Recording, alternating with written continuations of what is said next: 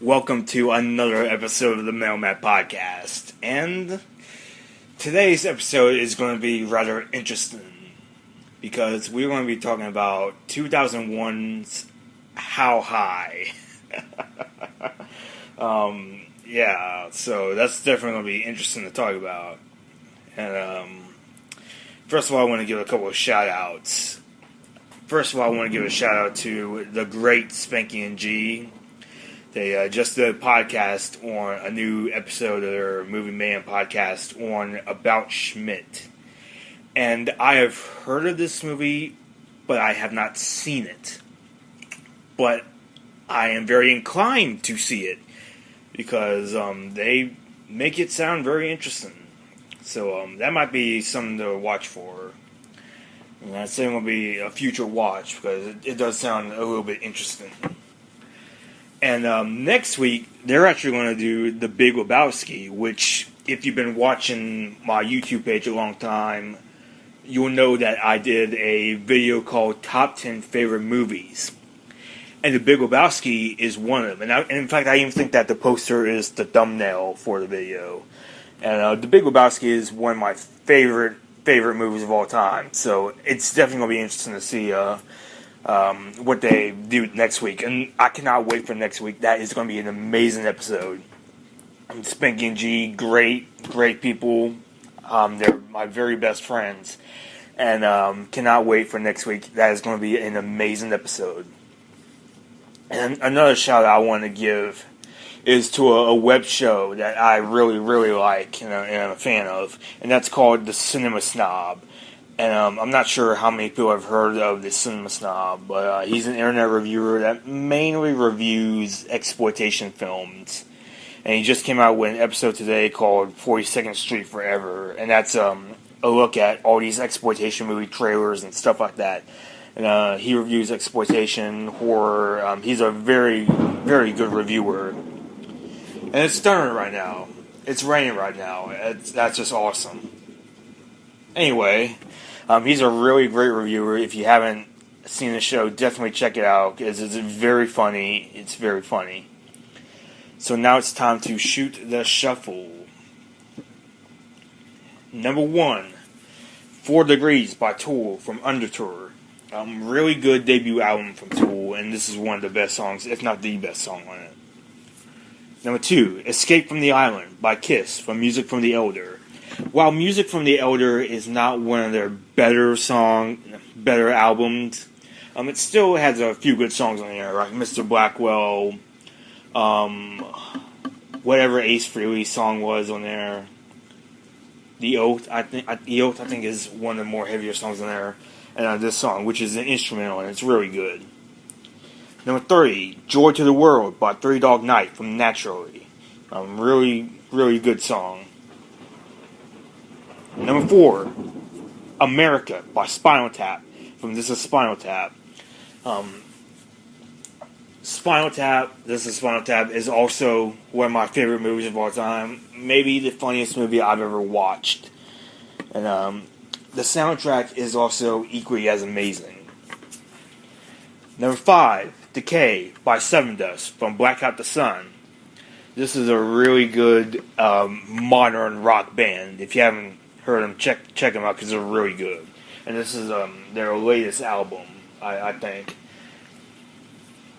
Number 6, Brandenburg Gate by Lou Reed and Metallica from Lulu. A lot of people do not like this album, and I can definitely see why. But I think if you just give it a chance, it's pretty cool to listen to. I can't say it's good, technically, but it's definitely interesting to listen to, and I do kind of like it. Number 7, Rock of Ages by Def Leppard from Pyromania. A really good new wave of British heavy metal song, and it comes from Pyromania, which is a great album. Number 8, You Got a Problem by Joan Jett and the Blackhearts from Pure and Simple. Really good song, really good album, very underrated, definitely check it out. Number 9, Across the Nation by the Union Underground from WWF Forceful Entry. This album is very, very awesome because it's definitely catered to my taste. This album is basically hard rock and heavy metal versions of WWF Superstars theme songs. Giant Pool did Triple H's theme song on there. Trying to think. Disturbed did Stone Cold's theme. Limp Bizkit did The Undertaker. Our Lady Peace did Chris Benoit's theme song. Rob Zombie, Edge, Seven Dust, Jericho, Saliva, Dudley Boys, Monster Magnet, The Hardy Boys. Just a lot of great, great songs. It's actually one of my favorite albums of all time. It's just a really good album if you're a fan of hard rock and heavy metal, and if you happen to be a fan of WWF/WWE, definitely check it out. It's very, very good. And finally, number 10, Satellite 15, The Final Frontier by Iron Maiden from Final Frontier. A really, really pretty good album. Their latest album from 2010, I believe. And while I think other songs on the album like Isle of Avalon and El Dorado are better, this one's also pretty good as well. So that's all for Shoot the Shuffle. And now it's time to get to the main event. And that is How High. And How High is a pretty interesting movie. So How High is it's a pretty interesting movie, and it centers around two guys, Silas and Jamal, played by Method Man and Redman, respectively. But the thing about it is, I'm going to refer to them as just Method Man and Redman because, and this is one thing about the movie that I don't mind too much, because I get the feeling that this is exactly like them, but Silas and Jamal are pretty much like Redman and Method Man. They don't, I don't get lost in the characters. I just see them as Method Man and Redman. That's not a problem necessarily, but yeah, that's just one thing I noticed. But anyway, it centers around Silas, and Method Man is I don't know what he does before he does the college. Like, he lives in like this apartment, and he makes pot for like all kinds of illnesses, and just like you really don't know what he does. And then Redman lives with his mom, and she is kind of the like domineering kind of mother, you know. And there's a funny scene in like she pulls out a bong, and she's like, "What is this?" Redman's like, "Mom, it's called a lamp." And like, it's funny, and it kind of sets it up for the movie. And Method Man's friend Ivory comes over, and he gets some weed to survive a few Kevin Costner movies. And he ends up falling asleep while smoking a joint, and he catches on fire, falls out a window, and gets run over by a bus. That's a pretty elaborate death scene, you know. And then Method Man and Redman go and they take the THCs, or test them for higher credentials. And the problem with them is they don't really have the proper tools to smoke before the test, because Method Man doesn't have a cigar and Redman doesn't have any weed. The thing with that is, he didn't really have much weed to begin with. It was very small, but then kind of blew out the window, and then they smoked together. And Method Man, after Ivory dies, he mixes Ivory's ashes in with marijuana, and they smoke the remains of Ivory, and Ivory appears to them as a ghost, and he gives them the answers to the test. Basically, he helps them out, and they get perfect scores, and they go into Harvard. And it's a really interesting kind of movie. You know, they meet up with Bart, just a stereotypical kind of jerk boyfriend to a Lauren, and then there's I Need Money, who's a mute, and then he can be really funny. Really reminds me of kind of silent film actors, you know. And then his roommate's Jeffrey, who's the stereotypical nerd, and Twan, the stereotypical exchange student, foreign exchange student, I guess. I really don't know. But, yeah.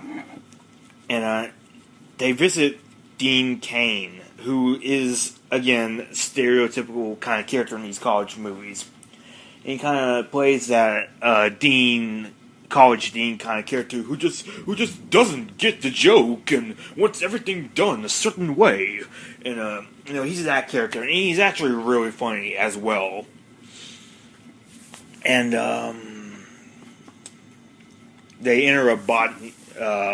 Method Man enters a botany class to develop his herbal skills, and they also enroll in Black History.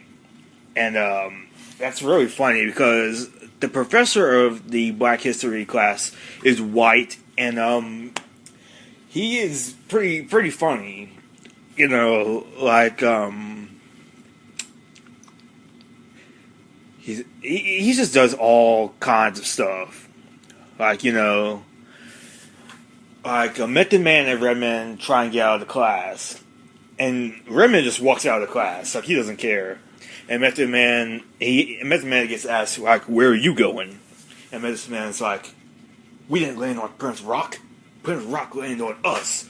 And the professor's like, ooh, alright, Malcolm X. Well, I can see somebody's appreciative of the knowledge I'm trying to drop on you. But yeah, he is pretty funny. And another thing about it is, trying to remember what else happens in the movie. Not a lot happens in this movie. Redman dates the vice president's daughter, and they also pull a lot of pranks on there. Like they steal the Deucer statue, which is like Bart's great grandfather or something like that. I really don't know. I don't remember, but stuff like that happens. And they also throw a Halloween party, which is pretty fun as well. And they also secretly feed Dean Cain pot brownies, and that's really funny. It's very funny to kind of see Dean Cain act high. And he and his wife are dancing. He's like, yo, this is boring. This is boring. DJ, hit me!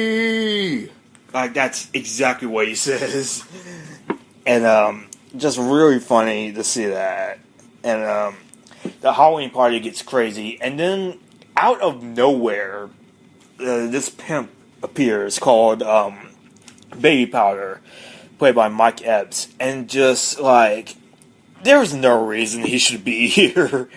Like, he really does come out of nowhere.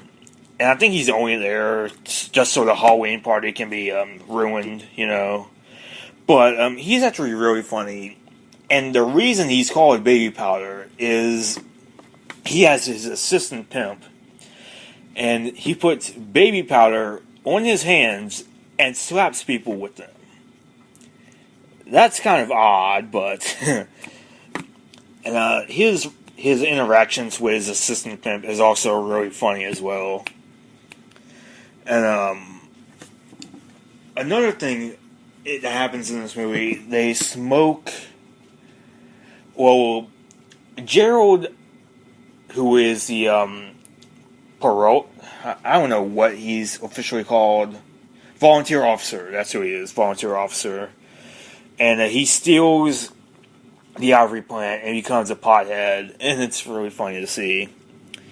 And one of the funniest things in this movie that is also really dark as well, Method Man and Redman, they go to a graveyard.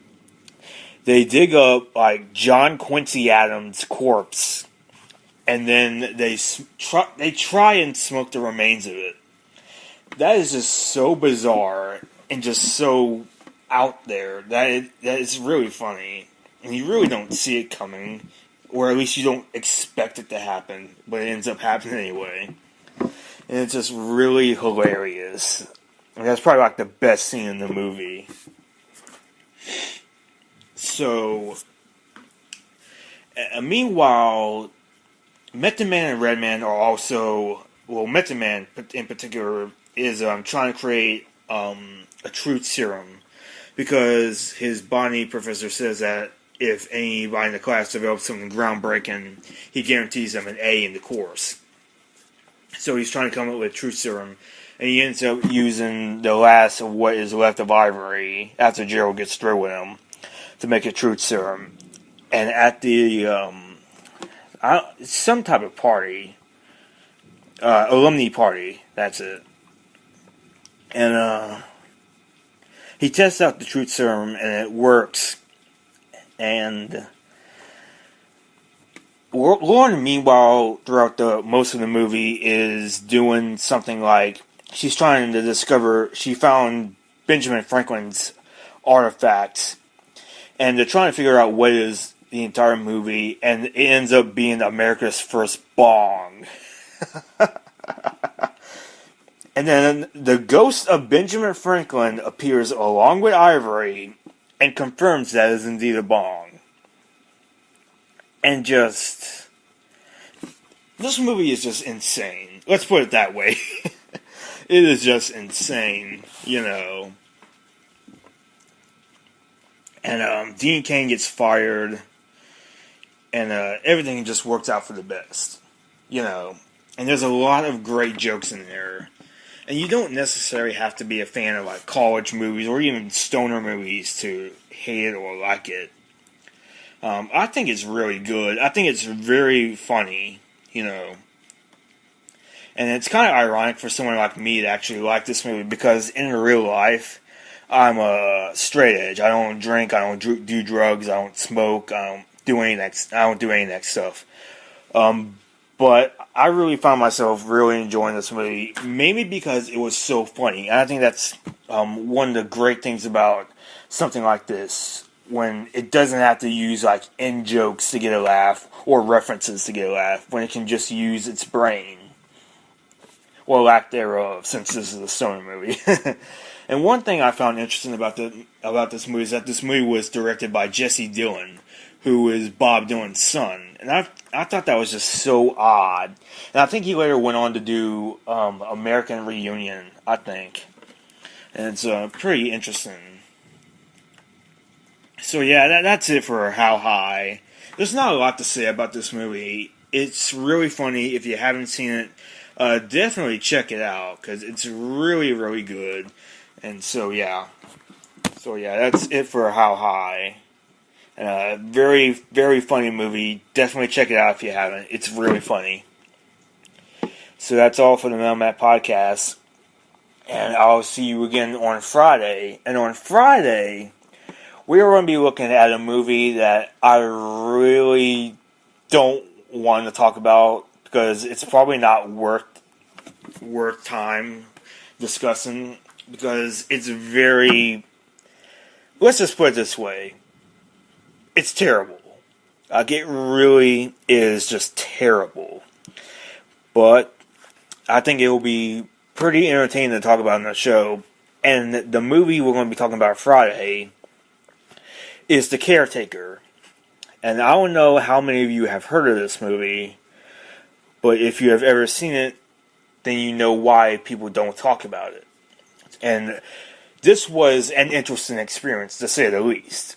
So, The Caretaker will be on Friday, and I'll see you on Friday.